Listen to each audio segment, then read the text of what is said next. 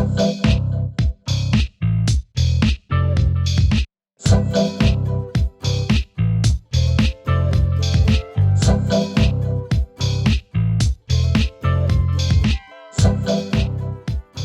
up, everyone? Welcome to Send It, the official cryptocurrency and blockchain podcast by OKEx Insights. My name is Adam James, and I'm joined, as always, by Hunain Nasty Nas Nasir, also known as the Nostradamus of the crypto markets. I'm just kidding. I don't think he's known by any of those things. But Hunain, how are you today? I'm good. Better after that introduction. Thank you. Good. I do my best. And I'm also joined, as always, by Maxwell Coopson, senior copy editor. How are you doing today, Max? I'm great, but no nicknames for me, really? Max? There's like so many that you can choose from. No, I did have one Mad for Max. you. It's Max, yeah. it's Maxwell. Nothing gets by me. Second set of eyes, Coops. Third set of eyes. Okay, Fourth set of eyes. little bit of a mouthful, maybe too many eyes, but yeah, we'll work on that. Yeah, we can make it work though. And yeah, and our first ever guest on the podcast. We're super stoked to have filbfilb. I've known Filb for a long time, at least a solid 3 years. We've met in real life before, and yeah, he's definitely. I have the honor of being able to say he's one of my best friends, in the cryptocurrency industry. So, welcome, Filb. Welcome. Thanks, Adam. Sorry, it's only in the crypto industry, but never mind. We can work harder at that. Well, I mean, basically all of my friends at this point are in the crypto industry, so Exactly. there's not really any competition on the normie in real life front. Sorry to any of my normie friends that are actually watching this podcast, but it's the truth. So for those who don't know, though I'm sure much of our audience does know, Filb is a very, very well-known, well-respected trader. He has quite a Twitter following, and he's also fairly recently, I think maybe about a year now, he founded and runs Decentralized, which is a great community. I'm part of the community as well. A great community of traders. Super good stuff. A lot of alpha in there, by my own honest opinion. But I'm just going to throw it right to Filb because I'm sure that's what everyone who's listening wants to get into. So, Filb, take it away, man. Thanks, Adam. Okay, so I'm going to share my screen. You guys just stop me as I go through. I've got a pretty one-track mind in the market at the minute, so you'll be able to sort of like just ask questions as you go. Like, I think it's probably better to do that way than that wait till the end. So anyway, yeah, this is my Twitter. You may or may not know me. If you don't, then nice to meet you. Whatever. Anyway, let's go. So Bitcoin at the moment. Well, what can we say? There's some basic things that you normally do to work out whether a market's bullish or not. Particularly with Bitcoin, we'll look at a lot of the moving averages. Bitcoin, the yellow moving average here, this is the 20-week moving average. Typically over the last, I've been involved in trading Bitcoin probably since 2016, somewhere just after the halving. It's actually somewhere in here. And since then, basically if you're above the yellow line, it's a bull market. If you're below the yellow line, it's a bear market. It's been quite as simple as that, really. And obviously, when we hit the highs up at 60k, we did ultimately lose the 20-week moving average and had a big sell-off. And that's what we've come to expect. And obviously, a big question over whether or not we're entering like a systemic bear market like we've seen previously and somewhat prematurely versus other cycles. And I think there was a legitimate case to be potentially had there. We lost the 20-week moving average, as we've said in previous cycles. That just hasn't happened until the end of the bull run. So people have been a little bit confused as to what's going on. There has been some debate about whether or not we've had a sort of 2013 style double bubble. And actually, we did lose the 20-week moving average there and get back above it. So overall, I think it's reasonable for people to have been a little bit unsure about what's been going on in this, what we call 4-year cycle within the Bitcoin industry or whatever we call it these days. But yeah, so we lost the 20-week, we came down, and there's another moving average which is very interesting, which is 50-week. And generally, when we're above that, that's the white line here. Bitcoin tends to have a good old run to the upside. It's definitely bullish if we're above it. It's definitely bearish if we're below it. Particularly with traders from the more traditional markets, they like to look at the 50-week moving average. And historically, that has also been a really important thing for Bitcoin, and we're above that as well. So we're above both the 20-week moving average at the moment and the 50-week, having lost both. And historically, that has told us that is a bullish thing. We're also above the 200-day moving average with a bullish cross, golden cross, if you prefer. So we've got a golden cross, which is bullish. We're above the 100-week moving average, the 100-day moving average, the 200-week moving average. Like all of the moving averages that matter, we're above all of those. So they are lagging indicators, understand that, but generally they are, good indicative tools to give us an idea of how bullish or bearish Bitcoin is. And when we get above all these things, often we can run quite a long way to the upside. Doesn't mean it happens forever, but it can happen. Anyway, overlaid on these candles, which are currently on the screen, obviously normally have green candles for up, red for down. This is like one of my custom coded indicators, or one of the ones we have a decent trader called Predator. And this has been a long time developed. I mean, Adam, you can back me up on this. I mean, you've been using this since, I don't know, back here since the beginning, I think. I mean, I live and die by this indicator, mostly live.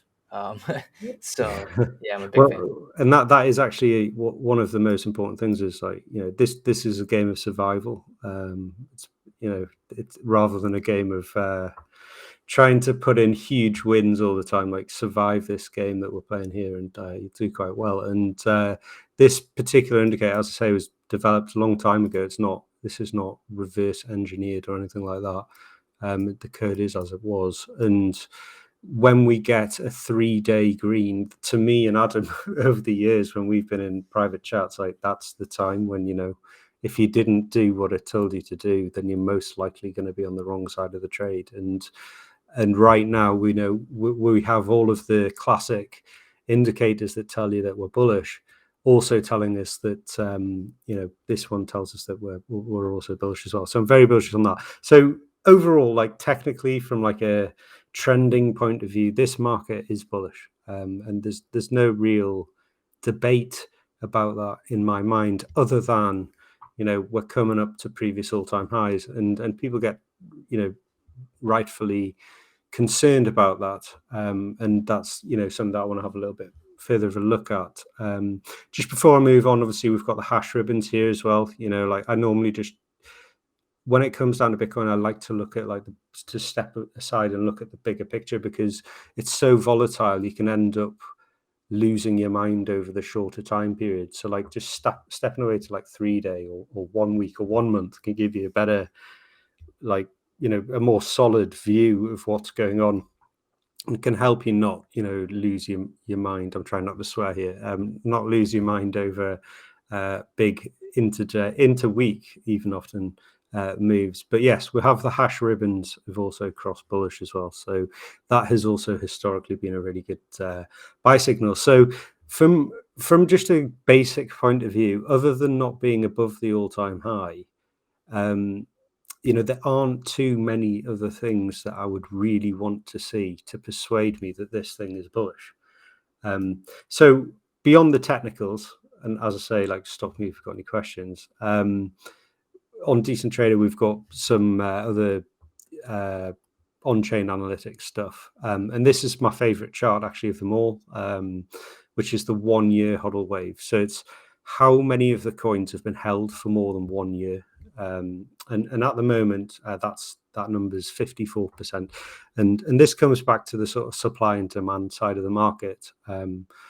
We know that obviously there is some demand in the market, but we also know that there are people who are holding Bitcoin, and those people represent the supply. And that supply is a bit unusual to other markets, because actually there are people holding this on like an almost cult basis that, you know, don't want to sell it because of their genuine beliefs in the market. So it's a little bit of an obscure market on that basis. You know, there's people who are here not just for, you know, they're here for other reasons. So it's different. You know, the market's slightly different. It's quite more robust supply curve, perhaps. But anyway, you know, having said that, a large amount of the market is also based upon short-term or medium-term speculation. And what we know is that a lot of people, actually, after the previous cycle, we dumped down the 1 year holdings down to like 41%, and then since then there's been this big, what I would say is like a cyclical, well, partly cyclical, partly just purely due to Bitcoin becoming more of a mature asset, increase in the floor of the holding of people who hold Bitcoin for more than 1 year. So a lot of those people will have, you know, you can see now that a lot of them have accumulated from the lows post previous cycle to pump into the next cycle. So I think a lot of those coins are still being held, and the reason you can see when we went down to 30k and we tested 30k, there was 54% of people hadn't sold the Bitcoins, and since then the price has gone back up, and they also still haven't sold. So these guys who held those coins were probably speculating on the bull cycle and didn't sell them then, and it appears that they didn't sell them at 60k. We're now approaching 60k again. I bet on the fact that these guys are not really willing to sell them again at 60k. I think these people who are holding these coins are speculating to some extent on the cycle, and the likelihood is that, you know, we've seen that they're not willing to sell them if the price goes down. So there's only really one way that you can make these guys sell, and that's if the price goes up. And, you know, we've seen this in the past where, you know, we've had sideways price action. You know, nobody was a seller during the double bubble here, and then all of a sudden the price had to go up to find supply, you know, for the market. So the price, you know, it dipped. You know, it couldn't go any lower. People weren't willing to sell. It's exactly the same situation as we have now. I think structurally there's a supply dynamic in the market. You know, people talk about it, this supply side shortage. I do think it exists, and I would like to have some more information that I don't have to hand, but to the best of my knowledge, it seems like these guys, many of which I'm sure here on this particular call, don't really want to sell Bitcoin unless the value's a lot higher. And I think that is starting to come true. We've seen before, this is the SOPR chart. This is where you see people selling basically below the price at which those coins were arrived at. And when they're green, when it goes green, which means people are basically getting rid of coins in a loss within an uptrend, which is what we know that we're in, because we've just talked about the moving averages. When that happens, that's typically a bullish thing. You know, whales potentially manipulating the market. I don't really like that phrase, but to find value in the market. So I know I've talked, like, as I say, stop me if you want. But I will continue if not. I mean, the SEC has got some big important dates coming up around the ETF, and frankly, the ETF thing's a bit of a meme to me. You know, back in 2017, 2016, I mean, this was just all that we talked about all the time. And, you know, it had a really big impact on the market. I've gone back and looked at some of those charts. If you're interested, you'll find one that I did a game plan back in the day. Within this thread, I shared it, so you can go and have a look at that. And it is actually a similar sort of situation. The green lines on this particular chart here are ETF futures decisions, and the yellow lines are spot ETF decisions as well. So I think there has been a lot of chit chat recently around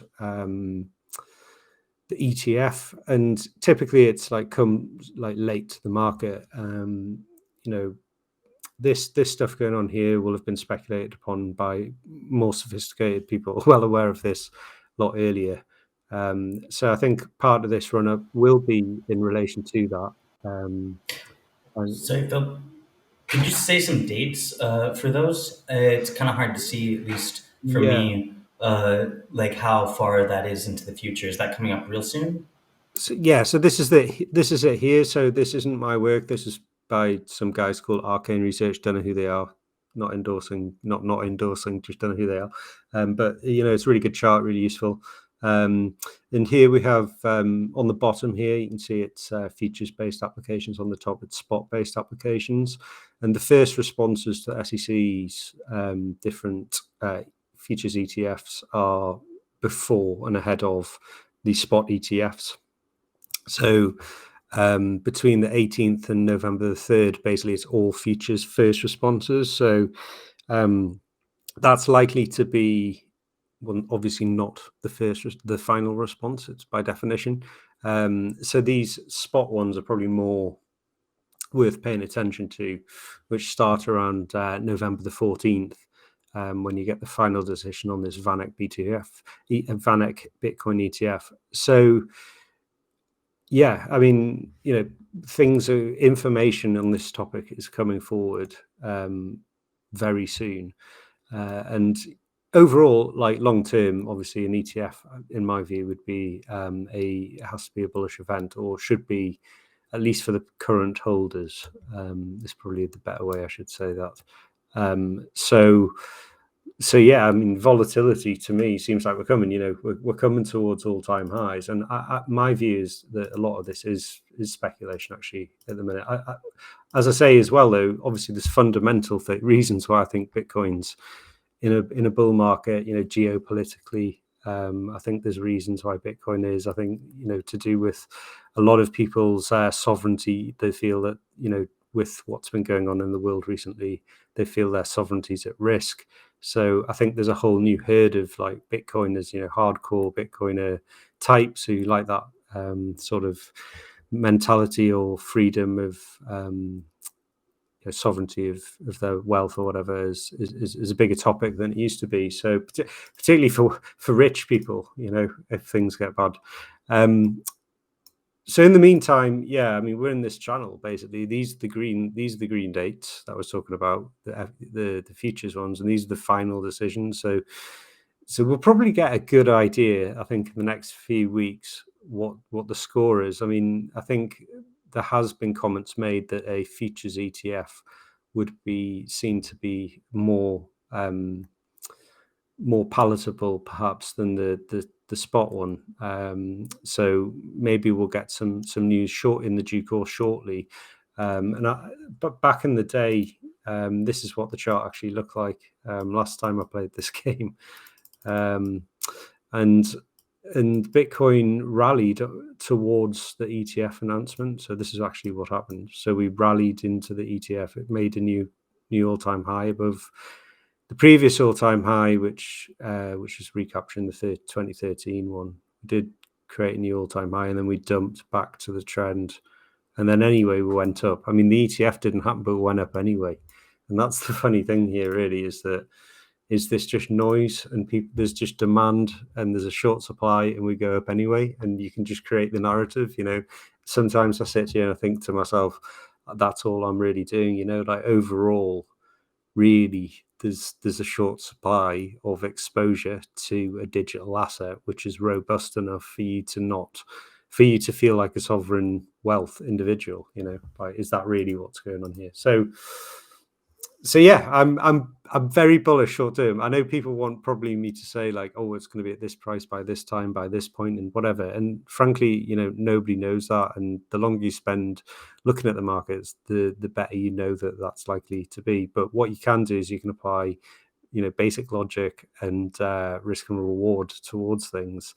And to me, there's still probably upside here. I mean, we're pumping back towards all-time highs with really nice technicals, a really nice fundamental backdrop, and I haven't got those phone calls from people who I don't really know who are asking me about should they buy Bitcoin and how do they do that. It's not really happening. So that tends to be quite a good environment for more upside, in my experience. So yeah, I mean, at the minute, open interest really high. It is like, open interest back up at 8 billion, over 8 billion, 9 billion now even. A lot of people say, oh, open interest really high, that means that we need to correct, and that is actually normally quite true when you consolidate the top. But when you've consolidated the bottom and you're actually retesting the OI with particularly low rates in the market, borrowing rates or funding rates for derivatives, that kind of implies that actually the market's way more balanced, long and short, than it was when you attacked it at 60k last time. And fundamentally, for the market to move higher, open interest has to go up. So if people come at you with that argument, you can always ask those guys, well, show me a time when the market hasn't made a new high without open interest going up, and they'll probably struggle to show you that. And you can see over here, back when we broke above 12k, 12.5k, that's what happened, putting a new all-time high on open interest. Funding came right down, and we moved higher. And over here, the same situation. We had prices really high, open interest really high, funding really high, and now it's really low, funding's back up. So the market's more balanced, just as likely to short squeeze as it is to long squeeze, as far as I'm concerned. Filb, we have a mutual friend who goes by Tunnel Dusk on Twitter, and he's in he's in one of our chats, and he's really concerned. I mean, most of us are pretty bullish for the reasons that Filb is all outlining here, but he's concerned about the Grayscale Bitcoin Trust premium being really low, which he claims indicates that there isn't a lot of institutional demand, or I mean, at least obviously there's not a lot of institutional demand for GBTC.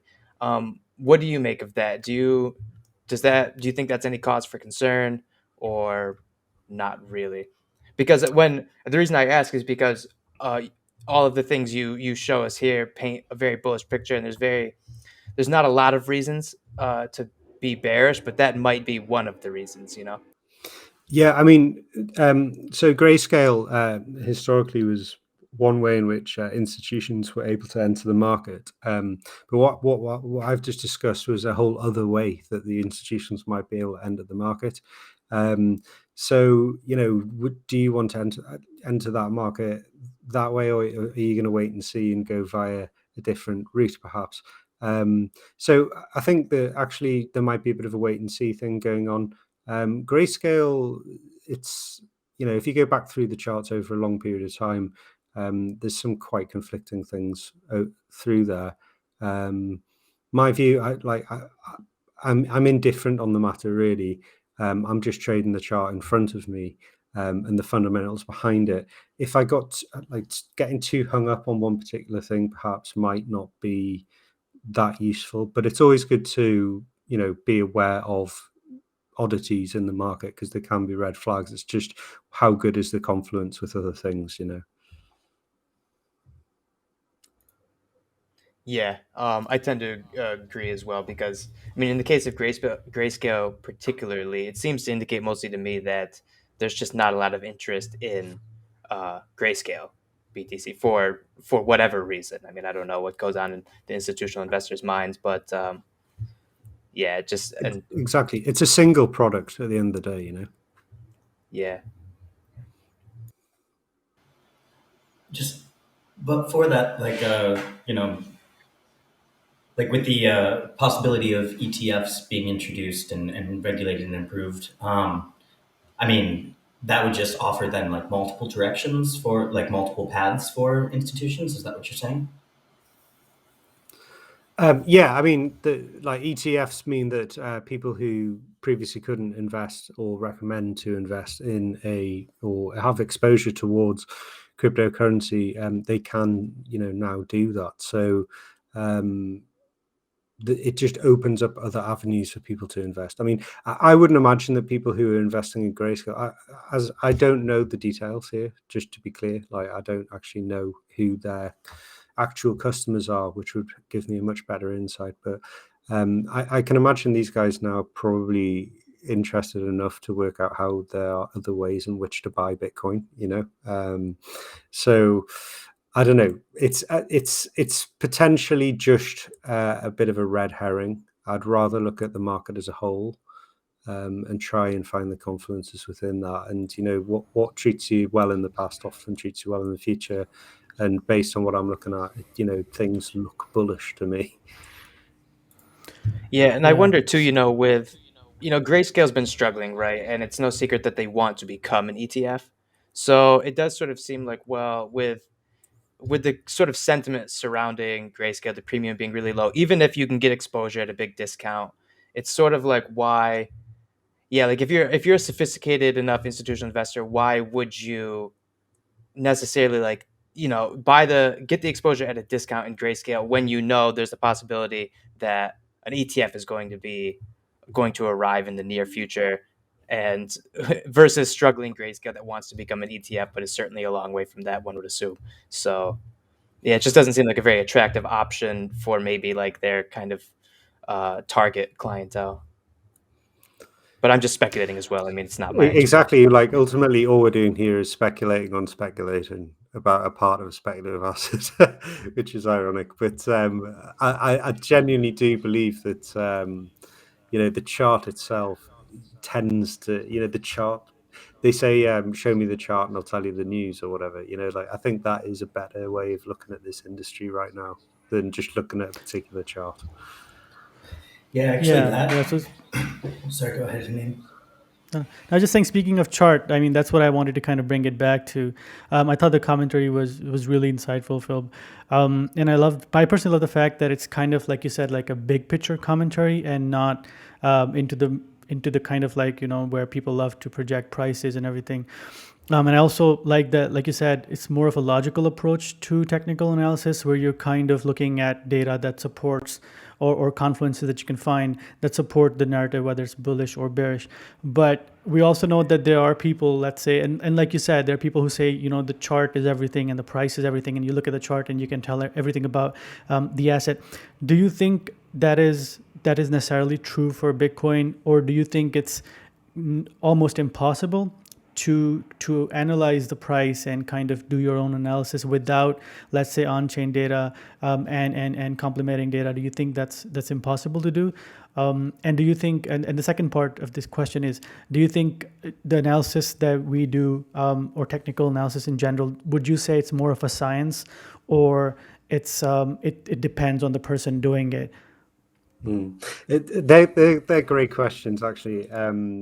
I'll probably not remember all of them, but fundamentally, information is paramount. And if you don't have if you're not measuring the information you're looking at, you're not managing the position either. So the more information you have, potentially the better the outcome can be. However, this is quite a complicated thing. There's also a phrase, analysis paralysis, which you can come across. I'm sure you guys have experienced it yourselves at some point. So I think what is useful is to just try and find the right balance around technicals that you're comfortable with, that just reliably work, where you're not changing the actual variables to fit your narrative at that particular point in time. You need to have a rules-based system around your actual technicals on the charts. And then news-based events, we've just talked about the ETF situation there, and actually, that is relevant. But what we're looking at now is really probably most of the move that has occurred from better players in the market who are more well aware of this 60 or 30 to 40 days ago, who were getting in a position to be long. So just because you've got good news and the technicals are strong, like the news bit actually that you're hearing now might have actually been what's driven some of the technicals a little bit earlier. So like having all of the information and getting all of the information together, it's all part of the puzzle, and it's just in what order should it all actually marry up. Just because you have the news now doesn't mean that isn't what actually drove the price previously. So it's a game of logic, this. Like you need to work out where you are within this market, and you might have missed the move already, but you now logically know that, so you're not going to mess it up. So in terms of, I forget the question now, to be brutally honest with you, but ultimately, yeah, that's the way that is to me. Like, is the chart always going to be right? Well, ultimately the chart always ends up being right. the chart is always right in the end. It's just where can you work out where you are within the price action and why it's happening the way that it's happening, and that's how you sort of can get ahead of it. But some of these lagging indicators do ultimately save your ass. Like if you fall below that 50-week moving average or the 20-week moving average, it is a lagging indicator, but a lot of people pay attention to it. So the answer is, it's not a simple one. It's get the information together, put it into a mix of like a logical bundle of where you need to come out with your algorithm of what's going on, and then make a decision from thereafter. Yeah, no, you answered the question. You answered the entire thing. Thank you. Good. I wonder, Phil, I think it might be a good time to sort of segue into, if you're interested, maybe showing like our audience, or at least those watching the video, show them your indicators and how it works, because I think it's useful in the sense of, or at least why I like the indicators, is that it allows you to have a system, right, that just shows you like, this is what the chart is saying, right? If you divorce everything outside of just the technicals, this is what the chart is saying. And and it's, if you backtest it, right, more times than not it works. So I'm wondering if you want to show like our audience how these indicators work. Yeah, I can do that. I mean, a lot of what we do is try and provide, indicate a lot. There's a lot of different indicators which will meet different needs of different people. Originally, the reason why I got into building visual indicators was because I was still working in finance doing traditional stuff, and I needed to just get a quick response. Like what is it that I actually need to know while I continue to go around my everyday life. So that's kind of the backstory, is how I got into this stuff, and then just started like coding thereafter. Sorry, I'm on my script here. That's probably seeing all sorts of probably random stuff there. So yeah, I created this one called Predator. Basically, it's a color-coded system. I use it in various different ways. One of my most preferred ways to use it actually is as a scanner. So like 8 different time frames: 30-minute, 1 hour, 2 hour, 3 hour, 4 hour, 12 hour, 1 hour, 3 day. Where if you think about it, like the trend is most important on the 3 day, the 1 day, and the trend's basically going to be more important from the higher time frames down to the lower time frames. And right now, I mean, obviously I've just opened this up, haven't looked at the chart, and see that we've got red candles on the 30 minutes, 1 hour, and price action starting to not look fantastic on the 2 hour as well. However, fundamentally everything looks all right. So for me as a trader who may have more or less time depending on my circumstances, I might know at the minute that actually we might want to pay attention to potentially price might be about to roll over a little bit, potentially correct in the short term. But there's not really too much to be too concerned about in the longer term timeframes. I mean, we're aware that we're already aware that we're potentially at resistance, so you shouldn't already be like massively long in a huge leverage position, unless you have some information that I don't have. But that would seem risky at this point in time, particularly when the lower timeframes are looking a bit weaker. So to me, this is just a very quick way of digesting like what's going on. Where am I? Like, where's my head at? Am I in the 3-day chart really? Am I interested in this stuff? Do I have a bit of an early insight? If everything starts going red, that's probably not going to be good. I should probably pay more attention. But if I'm trading the 30 minutes, I'm looking at this, bloody hell, things are starting to not look good. When we roll over, we tend to roll over on many time frames, so it's important to keep an eye out on that sort of stuff. So that's the way that I use that. But I mean, we've got lots of different indicators for basically most different sort of things, depending on what sort of trading you're doing. I have I mean, I will segue while this one just loads. Like the main thing I use for alts, so we haven't really talked about alts. I don't know if that's a thing we're going to do here or not. Yeah, It's up to I was you. going to ask you about that. I'd love to. Yeah. Yeah. So alts are sort of everyone's like dirty little secret, right? Where they have all of these random coins, some which they believe in more than others, and basically we have a scanner, like a scanning tool. This really we haven't really promoted this too much. We've just sort of kept it within the community at the moment because we're really just finalizing user testing. But ultimately, I've got an algorithm which scores how bullish or bearish a particular alt is, and gives us a score between -1 and 3, and basically statistically above 2, the probability of things going up is significant. I don't want to do the statistics until we do the promotional stuff, but it's very high probability of things going up based on millions of data points. So that's how we look at alts. Like alts are difficult to deal with. If you really get into trading Bitcoin, you're really into the detail.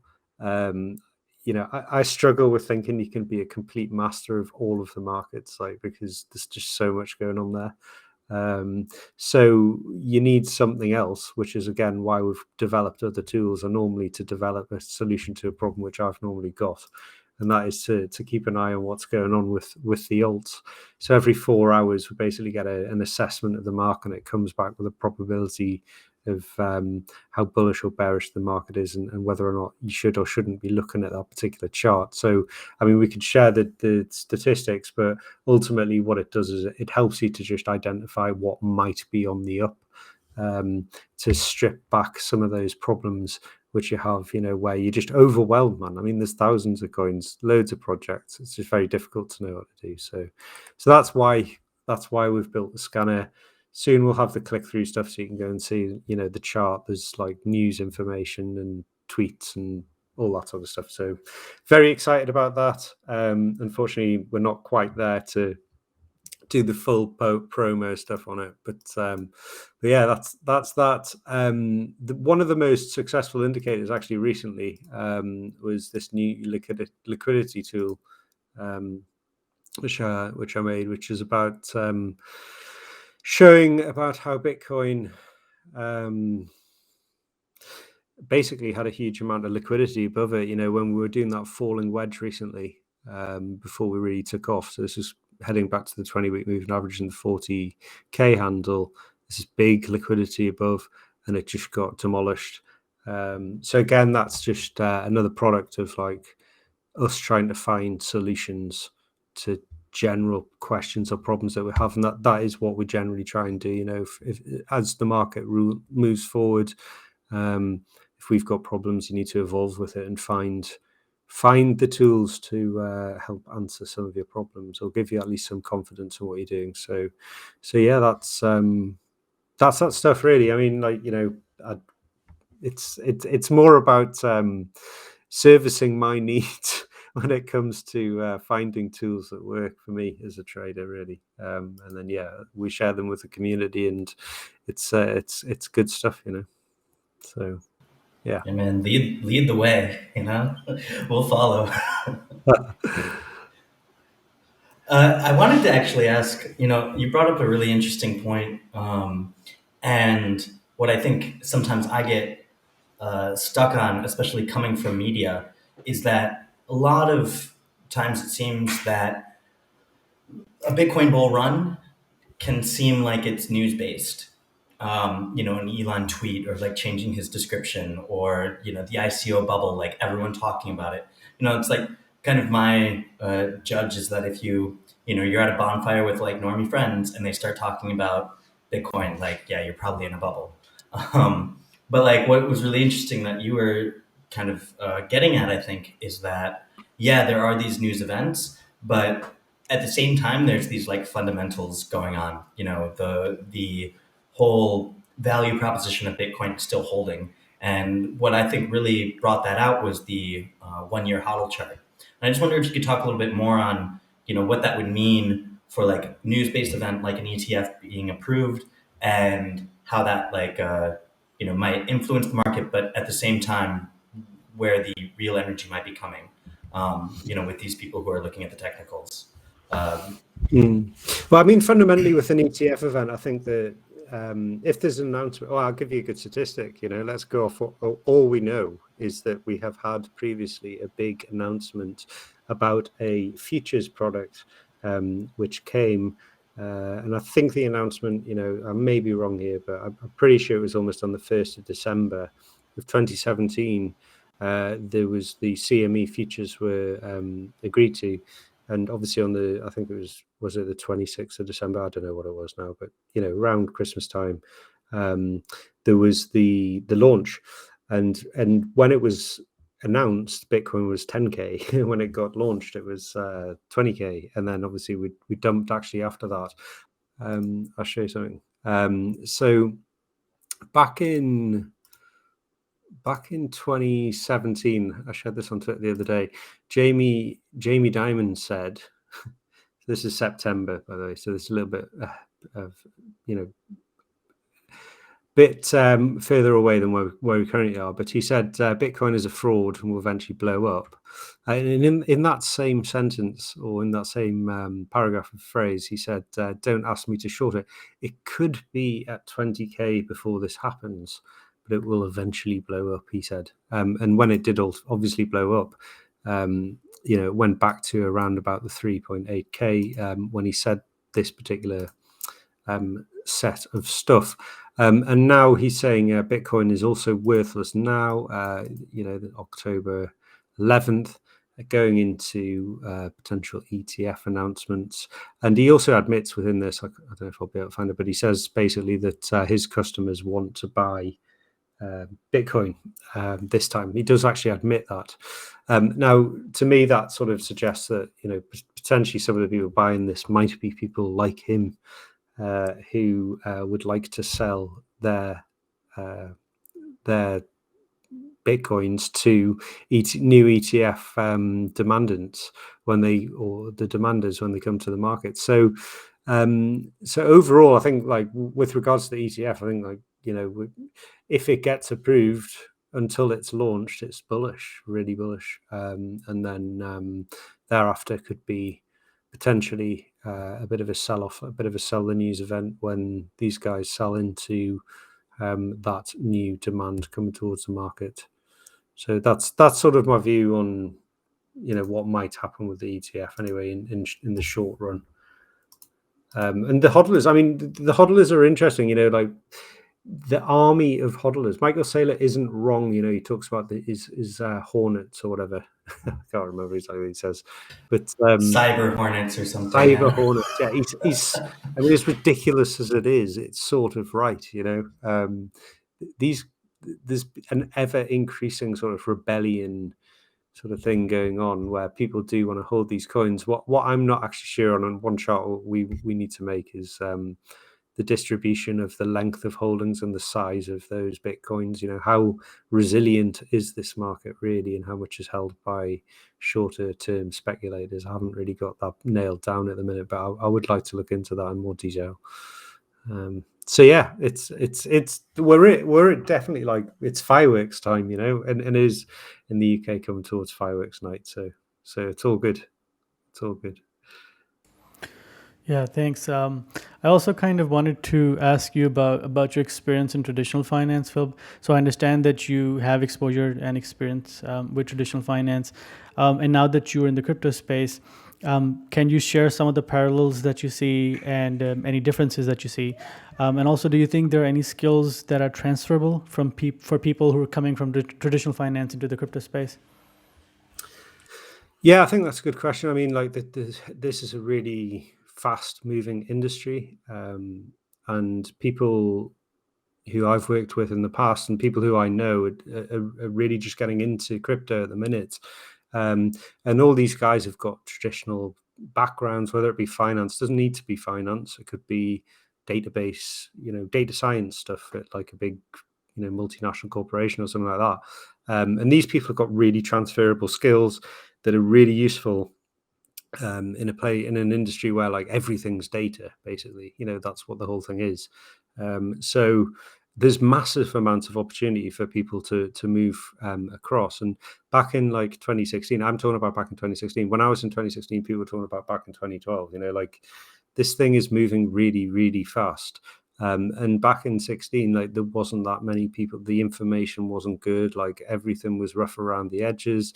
Everything's still a bit rough around the edges, not particularly good. It's a building environment. So, any skill, if someone comes to me in my old environment and they are enthusiastic, they want to learn, it doesn't matter what their skill is now. Like, what's the skill going to be like in a few weeks' time? This particular industry is also very forgiving like that. You don't need to come with a degree or anything like that, or particular experience. It's like, show me what you got. We don't have time to mess around. If you can't do it, then that's not going to work. If you can do it, I don't care what your history or your background is or whatever. And so it's like literally the best, most forgiving environment to be in. And that is the main difference with traditional finance and stuff, because that's a massive barrier to entry for people. There's funds popping up, really good traders getting massive amount of experience and exposure to markets they would never have at a really young age. So people can go and get like hooked up with other funds that are growing in an industry that's growing. There is no end to the opportunity here. It's really up to you as an individual whether or not you want to make it work. So let's not just like, pigeonhole it with finance. Like, my background's broader than that. I can see in every single part of any sort of job within this sector is an opportunity. Right. And also, I kind of wanted to ask you, so when we're trading, let's say equities in traditional markets, we're looking at quarterly reports, we're looking at their books, the companies when they release their statements, people are looking at those for information. But in the crypto space, we're looking at these real-time on-chain data. It's obviously not the same thing, but still the availability of data, and like you said, it's changed drastically since the early years. Now we have access to a lot more information. Do you think, as a trader, how significant is this change from, let's say, like I said, quarterly reports in equities to this real-time access to data in crypto? What does that mean for a trader, you think? Well, I think about it like the gold market, right? I mean, gold's probably, I'll probably get crucified for saying this, but it's the most similar sort of asset in a way to Bitcoin, and the way Bitcoin's sort of being used at the minute. In my view, that is probably the case. But the difference between the two markets are, like, you don't really know how much gold there is. You don't know where it is. You don't know when it's being transported, by who, by how, whether it got there, whether it didn't, what happened to it after that, so there are parallels with the traditional market in that aspect. And I think with Bitcoin, you don't have to wait for these numbers to come out to tell you how, in that particular industry, the movement of commodities is particularly doing. Obviously, talking about equities or potentially shares in particular companies with quarterly reports and things like that. Crypto is never really going to be like that, because it's not, well, particularly Bitcoin isn't going to be like that, because it's not producing a product beyond its own self. It's just sort of a self-fulfilling blockchain, I don't know, animal in its own thing. It's doing its own thing. It's not like a company that produces products. So I don't think that necessarily looking at it like that's the way to look at it, but you do get real-time info. You can see sort of the balances that are on the exchanges, on the cryptocurrency exchanges. The higher the balance, the more probability people are looking to sell. There are things out there which you just can't see in traditional finance. Now, there's a question whether or not that's going to be possible in the long run. How easy will it be to circumvent that information that we currently have, or game it? I think that you have to be aware that if there's a way to game it, it will be gamed, particularly if we are all looking at the same thing that all makes sense. Data is only so good, like, to us. Like, ultimately, we're ultimately sheep compared to some of the big institutions out there. So if we're on the receiving end of potentially bad data or manipulated data, that doesn't make it any more useful than having no data at all. So, so this whole thing's evolving. That's kind of what I'm saying. Like, right now, I think it's quite sweet. We can sort of see roughly what the exchange balances are. We can see a lot of the market data where we get, as retail traders, we can see things like order flow data, which is often something you have to pay a large amount of money for in traditional markets. So we're gifted with the data at the minute, and that gives us an advantage generally as new entrants. But long run, I don't know how long that'll be the case as useful stuff. Right. Cool. Well, Phil, that was a lot of really, really insightful information, man. I mean, thank you for coming on. Really, it's like it was really good stuff, man.